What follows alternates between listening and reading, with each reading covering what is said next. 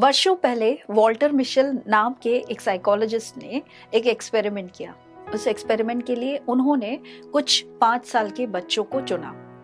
उन बच्चों को अलग अलग कमरों में बिठा दिया और हर बच्चे के पास उन्होंने जाकर एक चॉकलेट, मार्शमैलो नाम का एक चॉकलेट दिया और उसे उनके सामने रख दिया और उस बच्चे से कहा, मैं अभी इस कमरे से जा रहा हूँ, थोड़ी देर बाद मैं लौट के आऊंगा।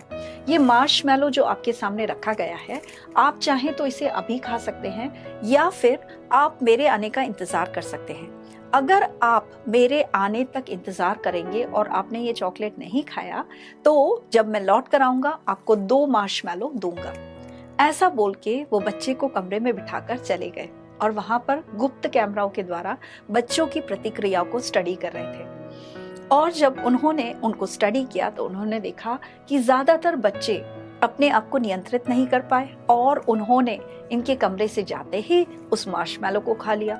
कुछ बच्चों ने थोड़ी देर इंतजार किया और उसके बाद उसको देखते रहे, फिर धीरे धीरे चखने लगे और थोड़ी देर बाद वो खाने लगे। लेकिन उसी ग्रुप में कुछ बच्चे ऐसे थे जिन्होंने लास्ट तक अपना आत्मनियंत्रण बनाए रखा। वो संयमित थे और जब तक वो व्यक्ति लौट कर नहीं आए वो इंतजार कर रहे थे और जैसा वादा किया गया था उनको वो मार्शमैलो दिया गया। इससे वो लोग बहुत खुश हुए। इस एक्सपेरिमेंट के आधार पे वॉल्टर मिशेल ने एक बहुत ही फेमस थियोरी निकाला और उस थियोरी के अनुसार जो लोग अपने आप को आत्मनियंत्रित करते हैं, इन्हीं बच्चों को उन्होंने 15-20 साल बाद स्टडी किया तो देखा कि जिन लोगों ने अपने आप को काबू किया और उस चॉकलेट को नहीं खाया, वो लोग भविष्य में पढ़ाई में अच्छे और नौकरी में अच्छे, हर रीति से वो लोग अव्वल थे। लेकिन जिन बच्चों ने अपने आप को नियंत्रित नहीं किया, उनका लाइफ भी बहुत ही एक एवरेज या फिर एक लोअर स्पैन में चला गया।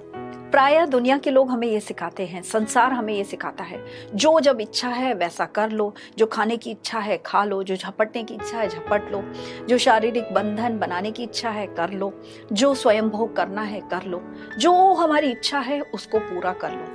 ये दुनिया के लोग हमें सिखाते हैं। लेकिन परमेश्वर की आत्मा हमें क्या सिखाती है कि हम ऐसे व्यक्ति बने जो आत्मनियंत्रित हैं, जो संयमित हैं, जिनके अंदर सेल्फ कंट्रोल है। और आज हम इसी विषय के बारे में अध्ययन करने जा रहे हैं, सेल्फ कंट्रोल या फिर आत्म संयम। नीति वचन की पुस्तक 25 के 28 में परमेश्वर की आत्मा कुछ इस प्रकार कहती है, जिसकी आत्मा उसके वश में नहीं होती वह एक ऐसे नगर के समान है जिसकी शहरपनाह नाका करके तोड़ दी गई है। एक व्यक्ति जो अपने आप को नियंत्रित नहीं कर सकता, उस व्यक्ति के बारे में क्या कहा गया है, वो एक ऐसे शहर की तरह है जिसके चारों ओर की दीवार नष्ट हो गई है, शहरपनाह नष्ट हो गई है। और एक शहर जिसमें शहरपनाह नहीं है, जिसके बाउंड्री वॉल नहीं है, उसको कोई भी आकर अटैक कर सकता है, कोई भी शत्रु उसके अंदर प्रवेश कर सकता है। इसलिए बाइबल हमें हिदायत देती है कि हम एक ऐसे व्यक्ति बने जो अपने सेल्फ ग्रेटिफिकेशन के पीछे ना जाए, हमारी शारीरिक डिमांड्स को हमेशा हम मीट करने वाले ना बने, बल्कि हम आत्मनियंत्रित हों, हम संयमित हों, क्योंकि इसका एक रिवॉर्ड आने वाले दिनों में हम प्राप्त करते हैं।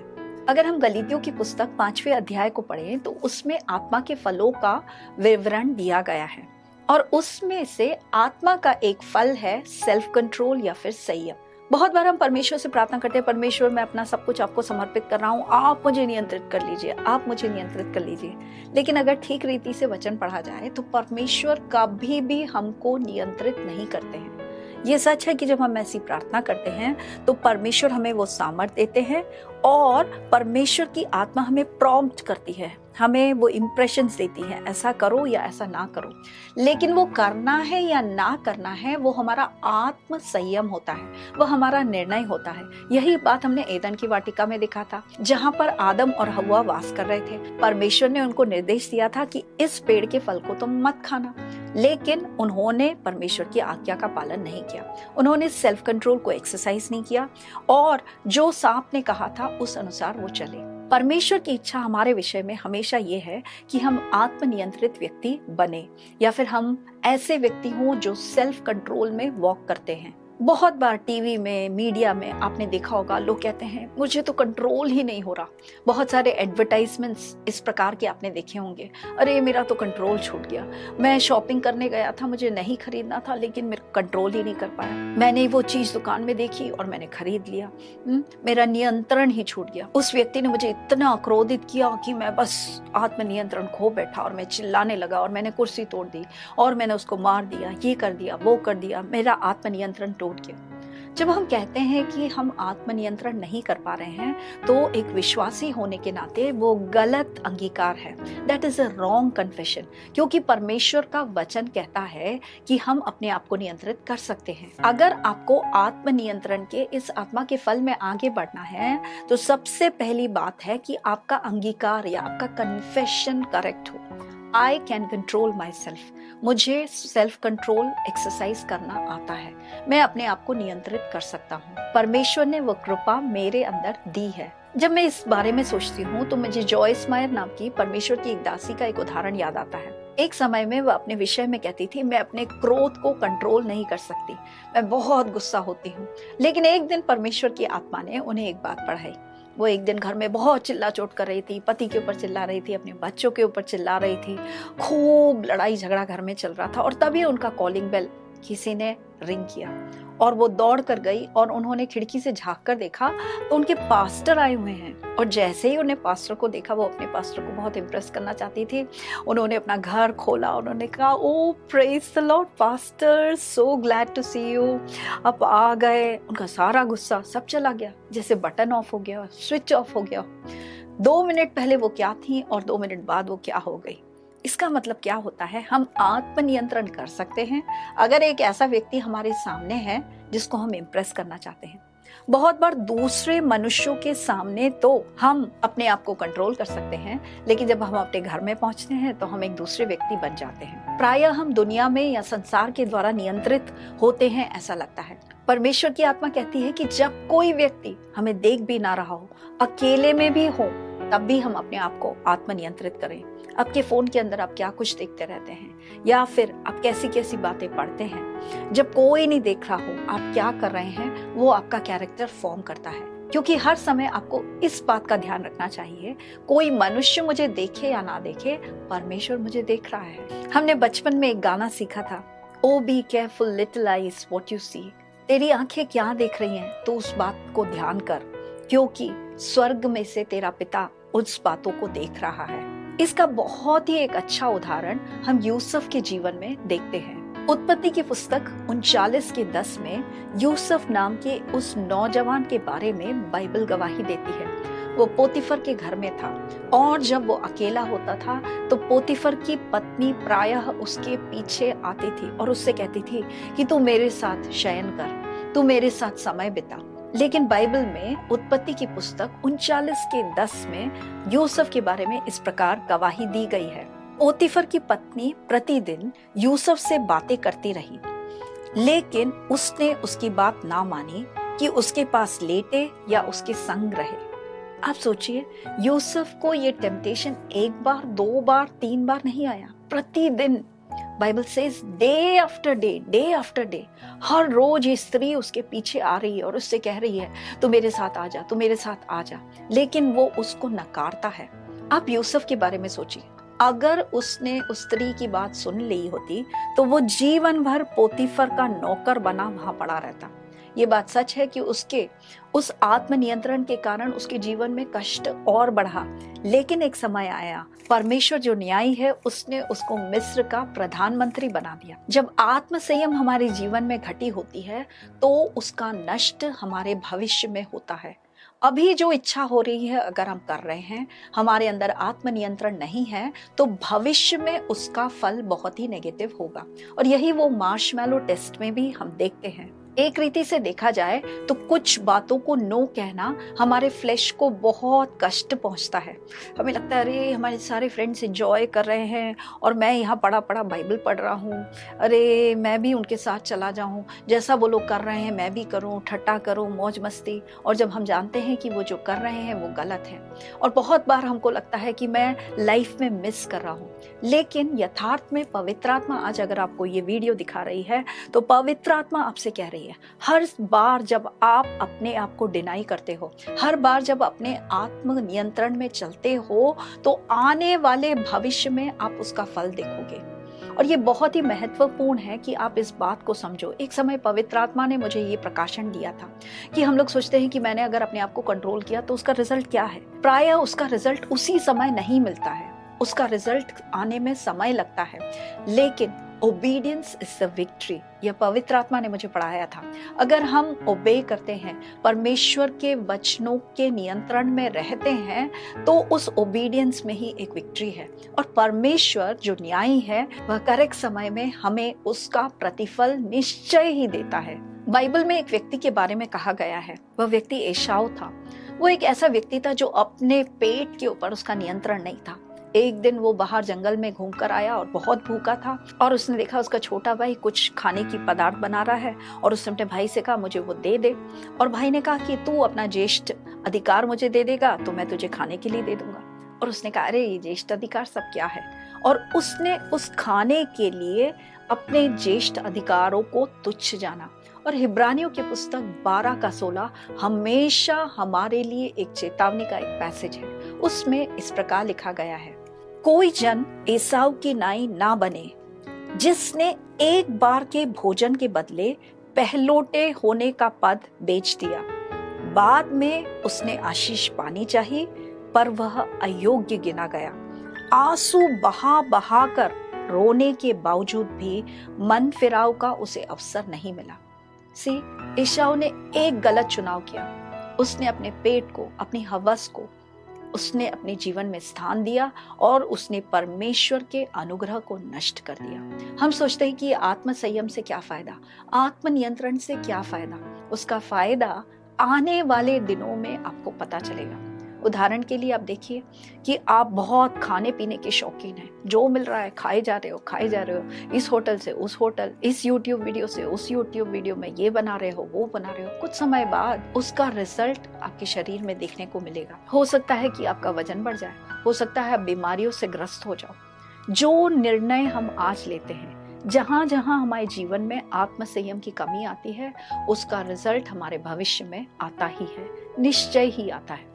और आज अगर आप सही चुनाव करो तो उसका पॉजिटिव फल आप अपने जीवन में देखोगे। अगर आप आत्मा के फलों के बारे में अगर पढ़ो, उस लिस्ट में जितने फल दिए गए हैं, प्रेम, आनंद, मेल, धीरज, कृपा, भलाई इत्यादि, उस लिस्ट में लास्ट आता है संयम या सेल्फ कंट्रोल। उसका कारण आप जानते हैं क्या है?